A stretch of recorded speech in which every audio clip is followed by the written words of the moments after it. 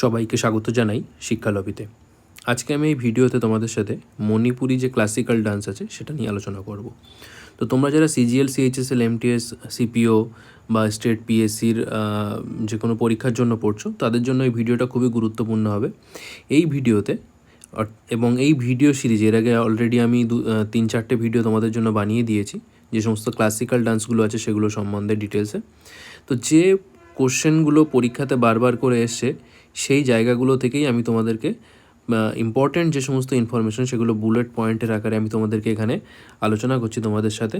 তো ভিডিওটা তোমরা প্রথম থেকে শেষ পর্যন্ত অবশ্যই দেখো এবং যদি ভিডিওটি ভালো লাগে তাহলে আমাদের চ্যানেলটি অবশ্যই সাবস্ক্রাইব করে নেবে এবং ভিডিওটি বাকি বন্ধুদের সাথে অবশ্যই শেয়ার করো। তো চলো শুরু করা যাক। আজকে যে ডান্সটা নিয়ে আমরা আলোচনা করব সেটা কি হচ্ছে মণিপুরি। তো মণিপুরি যে ডান্স সেটা অ্যাকচুয়ালি কোথা থেকে অরিজিনেট হয়েছে? সেটা অরিজিনেট হয়েছে মণিপুর যে স্টেট আছে মণিপুর থেকে। নর্থ ইস্ট ইন্ডিয়ার যে মণিপুর স্টেট আছে সেই মণিপুরের স্টেটেই কী করেছে আমরা মণিপুরি ডান্সটা দেখতে পাই, ঠিক?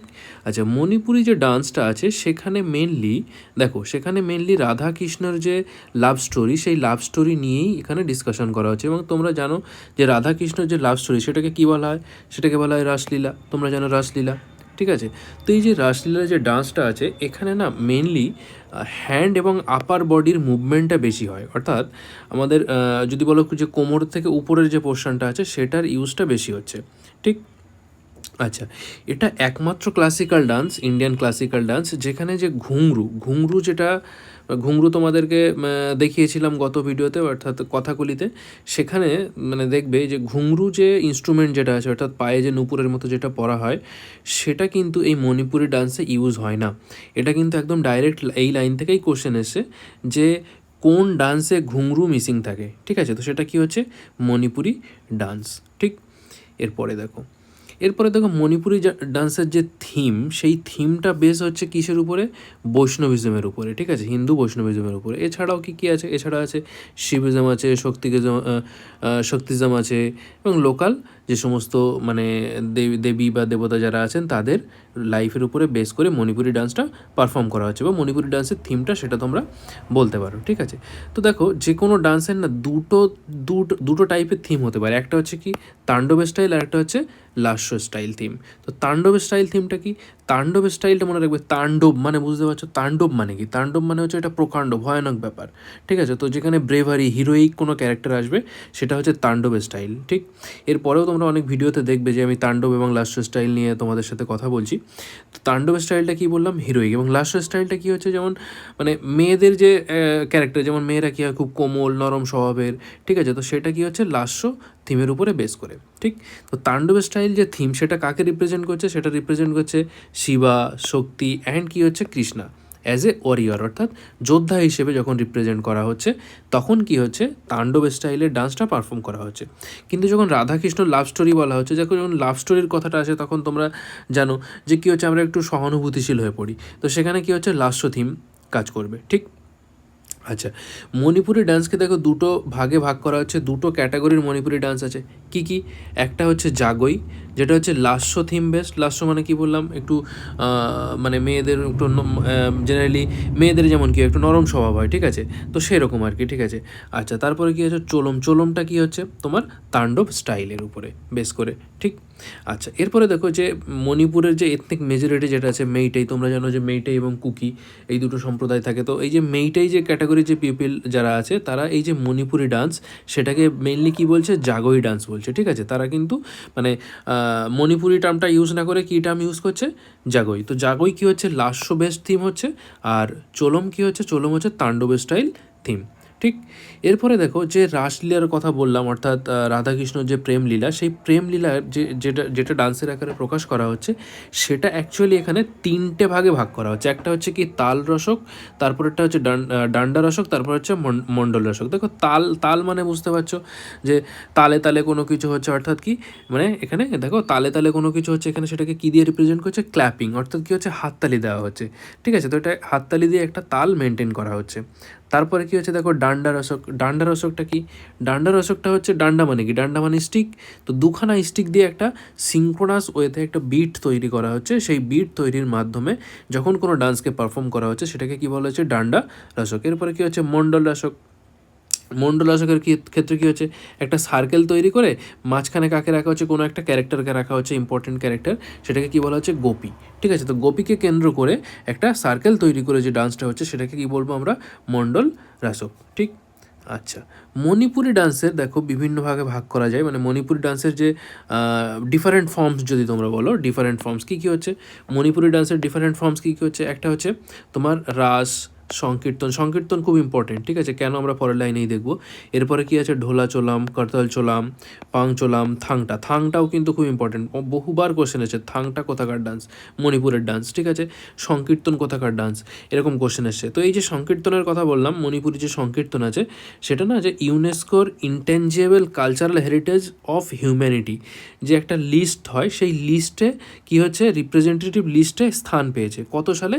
2013 সালে। এটা কিন্তু এরকম কোশ্চেন এসছে। ঠিক আছে, যে কত সালে মণিপুরি ডান্স বা মণিপুরি সংকীর্তন যে ডান্স আছে সেটা ইউনেস্কোর ইনটেনজিবল কালচারাল হেরিটেজ সাইটে, মানে ইনটেনজিবল কালচারাল হেরিটেজ অফ হিউম্যানিটিতে পজিশন পেয়েছে। ঠিক আছে, এটা কিন্তু কোশ্চেন এসছে।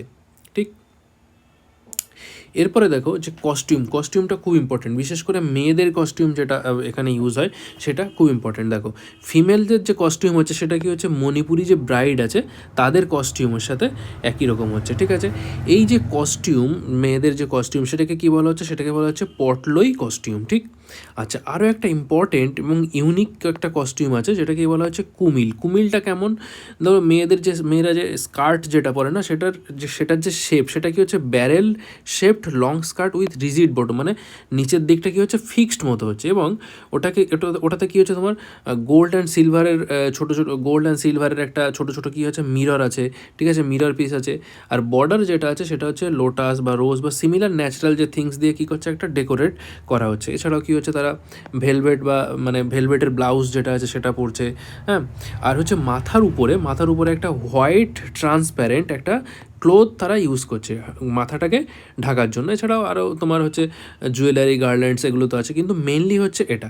ঠিক আছে, তো তোমরা একবার পিকচারে দেখে নাও সেটা, যে কুমিলটা বলতে কি বোঝাচ্ছে। দেখো এই যে এইখানে দেখো, এইখানে যে নিচের যে পোর্শনটুকু যেটা আছে, এটা দেখো ব্যারেল শেপড একটা কী করা হচ্ছে, স্কার্ট পরা হচ্ছে। ঠিক আছে, এটাকেই বলা হচ্ছে কুমিল। এবং মাথার উপরে দেখো, এনার মাথার উপরে দেখো একটা সাদা কালারের একটা আমরা কী করতে পারছি, একটা ওড়না মতো দেখতে পাচ্ছি।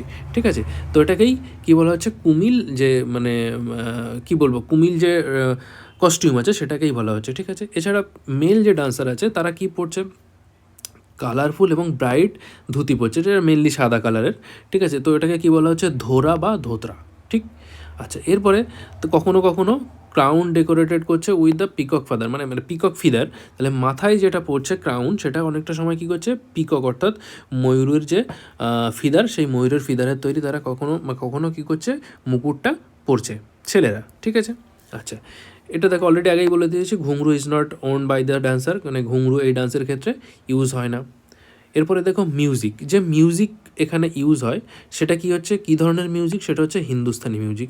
এটা ছাড়াও দেখো গতদিন তোমাদেরকে বলে দিয়েছি দু ধরনের মিউজিক ইন্ডিয়াতে মেনলি আছে, সেটা হচ্ছে কি, একটা হচ্ছে হিন্দুস্তানি মিউজিক আর একটা হচ্ছে কার্নাটিক মিউজিক।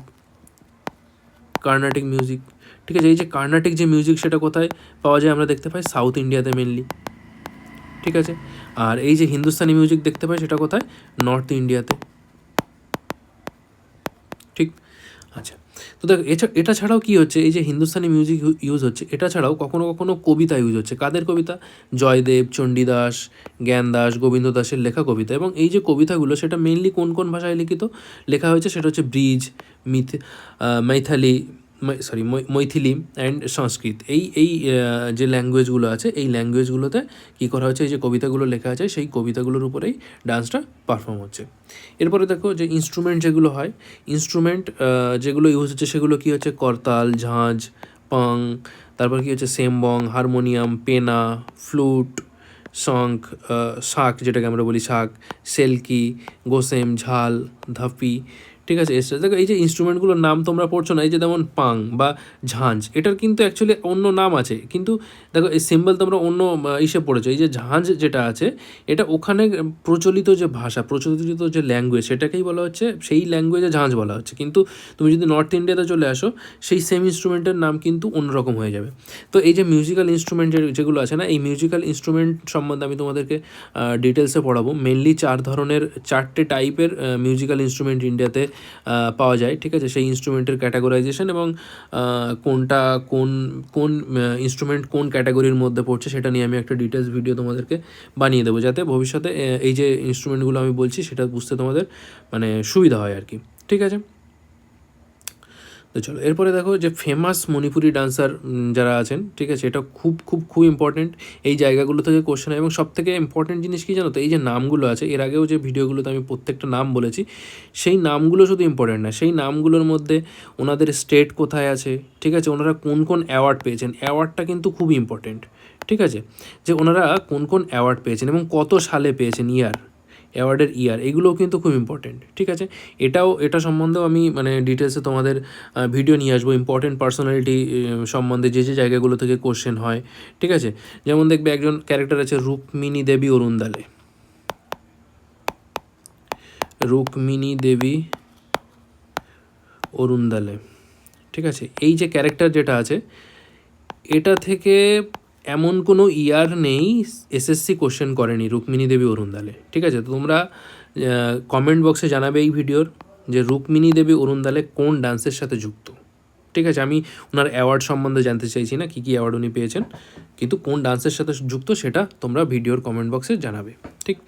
তো দেখো ইম্পর্টেন্ট ক্যারেক্টারিস্টিক্স কে কে আছে, নির্মলা মেহতা, গুরু বিপিন সিং, চারু মাথুর, ঠিক আছে। এরপরে কী আছে, সবিতা মেহতা, এরপরে আছে দর্শন জাবেরি, দেবয়ানী চালিয়া, সোহিনী রায়, রাজকুমার সিংহজিৎ সিং, ঠিক আছে। এই যে ইম্পর্ট্যান্ট ক্যারেক্টারগুলো আছে, ইম্পর্ট্যান্ট ক্যারেক্টারগুলো শুধু নাম মনে রাখলে হবে না, সেই নামগুলো কে কোন অ্যাওয়ার্ড পেয়েছে, কবে পেয়েছে, সেগুলোও কিন্তু ইম্পর্ট্যান্ট, কারণ এসএসসিতে কিন্তু এই ধরনের কোশ্চেনগুলোই বারবার হয়, ঠিক আছে।